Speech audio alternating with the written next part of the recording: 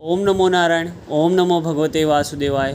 વાલા ભક્તો, આજે આપણે યોગીની એકાદશીની કથાનું રસપાન કરીશું. ભગવાન શ્રી કૃષ્ણ કહે છે, યુધિષ્ઠિર, સાંખ્ય યોગ, ભક્તિ યોગ અને કર્મયોગના લક્ષણો એક સરખા જ છે. જ્ઞાન, ભક્તિ, કર્મના મૂળમાં સમત્વ યોગ છે. નિર્ભયતા, અંતઃકરણની શુદ્ધિ, આચાર્યની ઉપાસના તથા શસ્ત્રો દ્વારા પ્રાપ્ત આત્મજ્ઞાન અને ઇન્દ્રિયોના ઉપસંહારથી આત્મામાં એકાગ્રતા કરવી, તેનું નામ યોગ.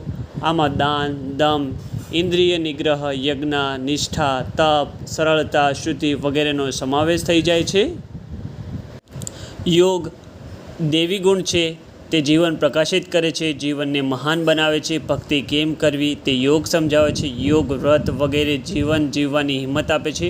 યોગ, વ્રત, તપ, ધ્યાન, ધારણા, સમાધિ વગેરે દેવી તત્વો છે. વ્રત વિના વિચારો વિકૃત થઈ જાય છે. યોગ દ્વારા ભોગ તરફ જોવાની મંગલ દ્રષ્ટિ પ્રાપ્ત થાય છે. જગત તેનો ભોગ વિષય નહીં, પણ ભક્તિનો વિષય લાગે છે. જગત ભોગનો વિષય નથી, ભક્તિનો વિષય છે. વ્રત દ્વારા તપ કરવાનું છે, સાધના કરવાની છે. તપો દ્વંદ્વ સહનમ. તપ એટલે સુખ દુઃખ જેવા દ્વંદ્વોને સહન કરવા. નિશ્ચિત કરેલા ધ્યેયની પ્રાપ્તિ માટે વ્રતધારી જે કંઈ સુખ દુઃખ સહન કરે છે તે વ્રત છે. તપ જીવનમાં ધ્યેય હોય તો તપ આવે છે. વ્રતની માફક તપ પણ દેવી સંપત્તિનો ગુણ છે. ઉપાસના એટલે સાધના. સાધનાનો અંતિમ સોપાન સમાધિ છે.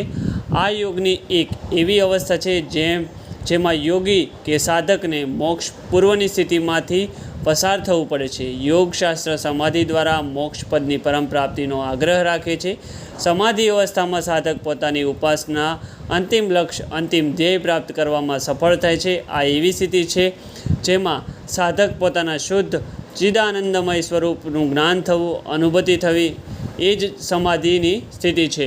યોગશાસ્ત્રની પરિભાષામાં અનુસાર ધ્યાન કરતાં કરતાં ચિત્ત જ્યારે લક્ષણ કે ધ્યેયના આકારમાં મળી જાય છે, લક્ષ્યના આકારમાં મળી જાય છે, તેના ધ્યેયથી તેની ભિન્ન સ્થિતિ નથી હોતી, તે સમયે તે ધ્યાન જ સમાધિ કહેવાય છે. યોગ દર્શનમાં મહર્ષિ પતંજલિ કહ્યું છે કે જ્યારે ધ્યાનમાં માત્ર ધ્યેયની પ્રતીતિ અનુભૂતિ થાય અને ચિત્ત પોતાનું સ્વરૂપ શૂન્ય સમાન થઈ જાય ત્યારે ધ્યાન જ સમાધિ બની જાય છે. એકાદશીના વ્રત દરમિયાન ઉપાસના દ્વારા ઉપાસકની વ્રતધારી આધ્યાત્મિક ઉન્નતિ અને મુક્તિ થાય છે. ઉપાસના દ્વારા ઉપાસકની સંસારિક ઉન્નતિ પણ થઈ શકે છે. તેને રિદ્ધિ, સિદ્ધિ, યશ, કીર્તિ વગેરે પ્રાપ્ત થાય છે.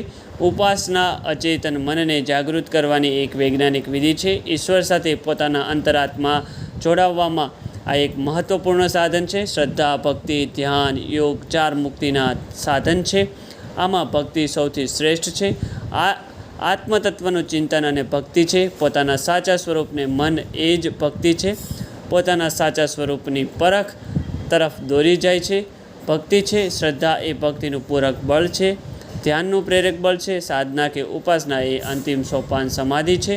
શ્રી કૃષ્ણ ધર્મરાજાને કહે છે, આ યોગીની એકાદશી સર્વ પાપોનો નાશ કરનારી અને સંસારના સાગરમાં ડૂબેલાઓને તારનારી છે. યોગીની એકાદશીની કથા આ પ્રમાણે છે. અલકાપુરનો રાજા કુબેર ભગવાન શંકરનો પરમ ઉપાસક હતો. હેમમાલી નામનો એક સેવા પૂજાની સામગ્રી લાવી આપતો હતો. સેવકની પત્ની વિશાલાક્ષી અતિ સ્વરૂપવાન હતી. તે આખો દિવસ તેની સાથે મોહપાશમાં મગ્ન રહેતો હતો. એક જ દિવસ પૂજા માટે ફૂલ તથા ફળફળાદી વગેરે કુબેરના મહેલે પહોંચાડી શક્યો નહીં. કુબેરે શિવ પૂજા કરવા મોડે સુધી રાહ જોઈ અને કહેવાય છે કે કુબેર તેને ક્રોધાવેશમાં શાપ આપ્યો, તારા શરીરને કોઢ નીકળશે અને તારી પત્ની વિયોગ થશે, તારું મૃત્યુલોકમાં પતન થશે. હેમમાલી માર્કંડેય મુનિને પ્રણામ કરી શાપનું નિવારણ પૂછે છે. મુનિવર, આદેશ આપો કે જો તું યોગીની એકાદશીનું વ્રત કરીશ તો તારો કોઢ મટી જશે, પત્નીના વિયોગ દુઃખ પણ દૂર થશે. માર્કંડેય મુનિના આદેશ અનુસાર આ સેવકે યોગીની એકાદશીનું વિધિપૂર્વક વ્રત કર્યું. વ્રતના પ્રભાવથી તેની કાયા કંચન જેવી થઈ ગઈ.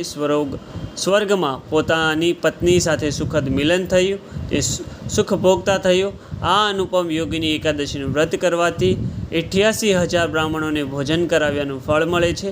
આ એકાદશી મહાપુણ્યદાયક અને પાપનાશિની ગણાય છે. મહાપાપ પ્રશમની, મહાપુણ્ય ફલપ્રદા શુચિ કૃષ્ણે કદાશી કૃષ્ણે એકાદશી તે કથિત યોગિની નૃપ યોગ શરીર મનનો સંયમ શીખવે છે. પ્રભુ સાથે એકતા કર્યા વિના સાચો યોગ સધાતો નથી. પ્રભુના ચરણોમાં આત્મસમર્પણ દ્વારા તે યોગને સિદ્ધ થઈ શકે છે. આથી યોગિની એકાદશી નામાભિધાન અર્થસૂચક છે. તો મિત્રો, વાલા ભક્તો, આ હતી યોગિની એકાદશીની કથા. જો તમને વિડીયો સારો લાગે તો મારા આ વિડીયોને લાઇક, શેર અને સબસ્ક્રાઈબ જરૂર કરજો. ઓમ નમો નારાયણ. ઓમ નમો ભગવતે વાસુદેવાય.